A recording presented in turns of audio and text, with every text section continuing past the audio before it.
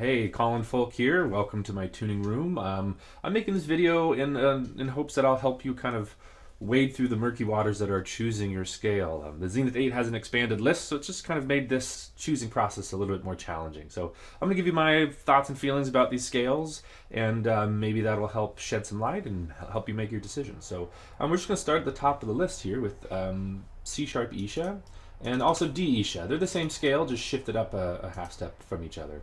Thoughts and feelings about this scale: inherently happy, a major scale. The bottom end here lends itself to playing classical music. You can do the big classical chords on this. And then the other part is that they both go up to their triple octave, either C sharp for the C sharp Isha or D for the D Isha. And what's noteworthy about that is it does give this like higher end level of completion. You achieve it. You can like run up the scale and you get to go to there, which can be really kind of nice and resolving. So as we continue, you'll notice that I've got these columns in green here.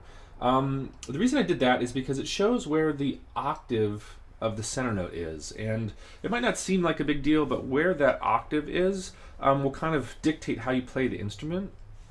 So if it's in the third position, the third note, 1, 2, 3, you'll have a lot of right-handed resolution, and if it's the fourth, it'll resolve on the left hand, and fifth back on the right hand. So it's just something to kind of consider. So I highlighted that just to kind of show, hey, here's where the center note's octave is. So Isha is a wonderful scale. It's named after my friend's daughter. All right, moving on to Sabai D. Sabai D is a Thai phrase. It's similar to like the essence of aloha. It's a greeting coming and going. It's like a general feeling in your spirit. So that's the name, Sabai D. And it's an offer here both in E flat and in F. Sabai D is, I think, my favorite major scale of all time. It's really a really dense, condensed scale, which I really like. You have lots of kind of places where you can kind of build and release tension. Now, Isha is just kind of like inherently happy, kind of unicorns and rainbows all the time, where Sabai D is like a little bit more. There's a little more kind of subtleness to its happiness. It's a little more kind of like complex happiness, which I always really liked as a player, that I could kind of use that complexity and play with a little more than, say, something like the Isha. And it's both there in E flat and in F. And then, RDT or Raga Desya Todi. If you look at that scale versus Sabai D, what you'll see is they're only one note different, the A and the B flat. But this does kind of give a stark contrast between the two scales. Going from F to A is a major third jump, so you kind of capture the happiness of the major by having the major third from center note to the first note. Where when you go from F to B flat, that's a fourth jump, and it doesn't have quite of a calming, easy feeling as you do with the third. And also in the RDT, having F, A, C, and then F again gives you a full F major chord, which is kind of unusual in handpans, having the whole one, the whole chord kind of the lower end. So F, A, C, and then F again gives you that. So that's kind of the difference between RDT and Sabai D. And then Raga Desya Todi is also offered in F sharp. And we're going to talk next, we're going to go to the minors, but we're going to talk about the relations between some of the majors and the minors.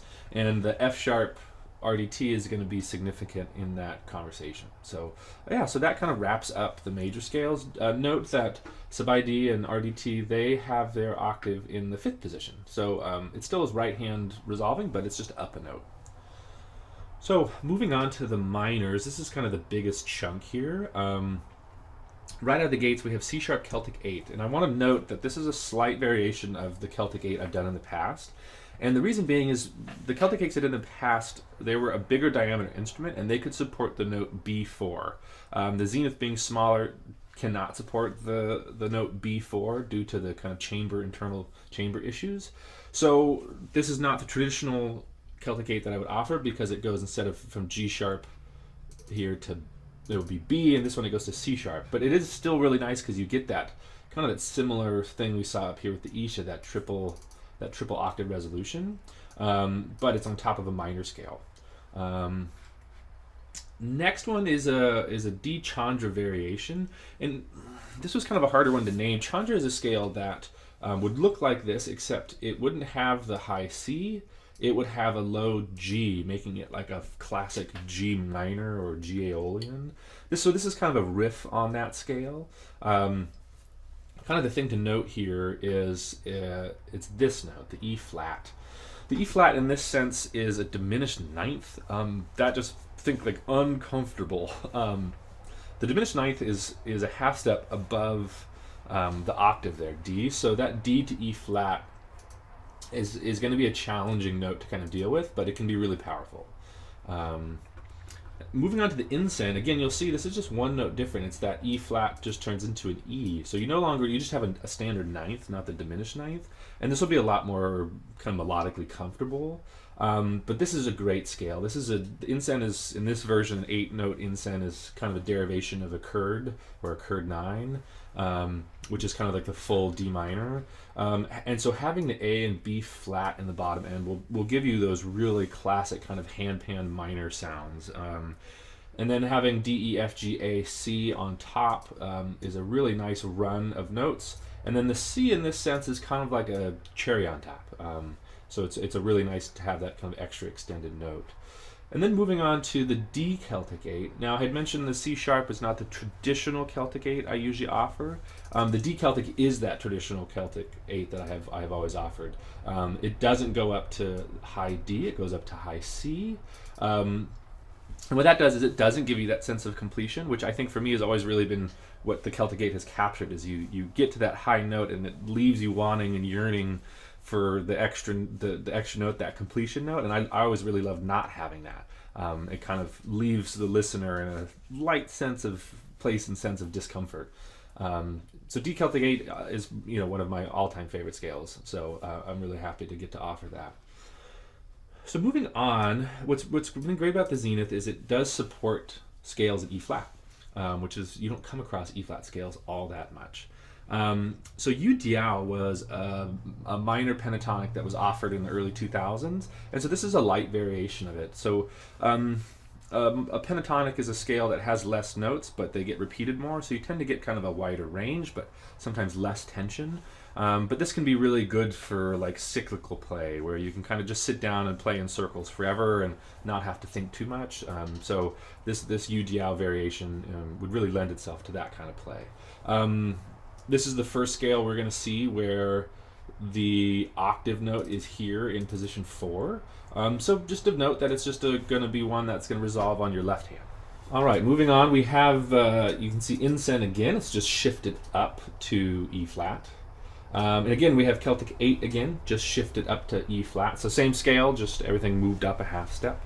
And now we're going to kind of shift into a different structure here with these ones, starting with equinox. So equinox is a really interesting scale. It's a complex scale, and I view it a couple different ways.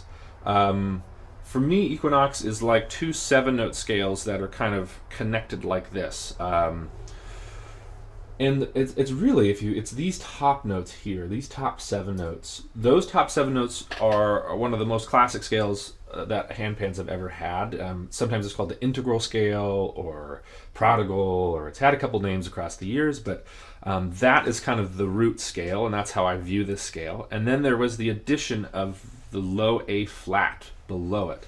And this is kind of an important relationship, and I might bounce back to discuss this with some of the other scales, is that F and A flat, this is F minor, and A flat is the minor third, which then becomes the relative major. So F minor and A flat major are essentially the same set of notes, but they're just put in a different order, and that makes them either feel minor or feel major. So having that low A flat there gives you the ability to shift this whole scale into its relative major. So if I'm playing just on the center note in F and I kind of ignore the low A flat, I can play in this inherently classic minor scale. And if I kind of shift, and use the A flat kind of as my new root or center note, it'll make the whole scale shift into this major mode and have a much kind of happier, more uplifting sense and feel. Now, it takes a little bit of practice to kind of shift like that, but it can be a really powerful switch, and is one that can can really toy with your listener's ear having that. And so I had mentioned that we were going to talk about some of the major scales and the minor scales, specifically that F sharp major, raga decitoti. And the reason that's important is because, for the same reason, that F sharp major and E minor are relatives, and then F major and D minor are relatives. That means you can play those scales perfectly together, and they'll be perfect complements. So there is some relation between some of the major and minor scales. So again, F sharp major and E flat minors, which are these ones right here, they play well together. And then F major and D minors play really well together. So there are some interesting pairings between the two categories. And so moving on, we were at Equinox. La Sirena is like Equinox kind of cool jazzy cousin. And the difference is only just from the D flat to the D, but that makes a big difference in the feel of the scale. La Sirena is a scale that some people really like to listen to, but when they actually play it, it can be a bit more challenging, and kind of that D natural can kind of give you this weird stutter step when you play it, and people sometimes don't know what to do with that note, but there are people who love the scale, and it's a great classic handpan scale. Moving on, Lo Shunko is really similar to Equinox. You'll see the top 7 notes are the same, and the only difference is that instead of having the low A flat, you have the B flat, and all that does is just kind of colors the scale in a slightly different way.